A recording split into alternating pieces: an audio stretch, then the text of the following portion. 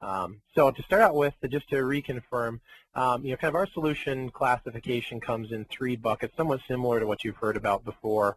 The first of which are really what we kind of call on-demand services or service bureaus, right? These are a little bit like kind of the Kinkos of the industry, right, where consumers or engineers can come to an organization that owns a piece of equipment and give them their design in exchange for cash, essentially get prototypes or manufactured parts in exchange. Generally, service bureaus tend to be the areas that new users or new engineers to the additive manufacturing world sort of incubate their need or get some experience.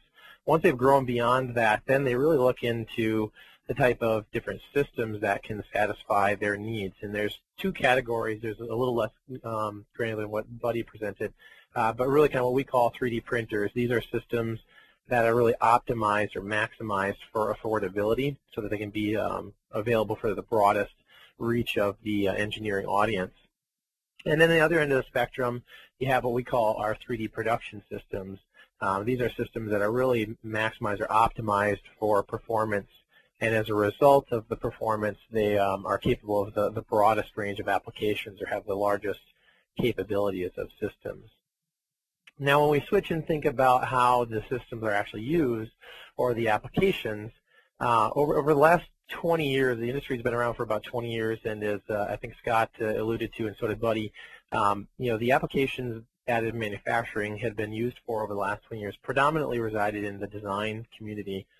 Things such as concept models and functional prototypes. Concept models being simple parts that evaluate really kind of form and fit for an engineer, and then functional prototypes, as the name suggests, is really a part that the engineer is able to actually functionally test their product in the environment. And again, this is really where the companies have grown and technology have been used over the last 20 years. In the last really 3 to 5 years, both the performance of the technology as well as the awareness in the marketplace has grown, and it's expanded the usage of these technologies beyond just design, but also deeper into the manufacturing product development, the manufacturing side of the product development cycle.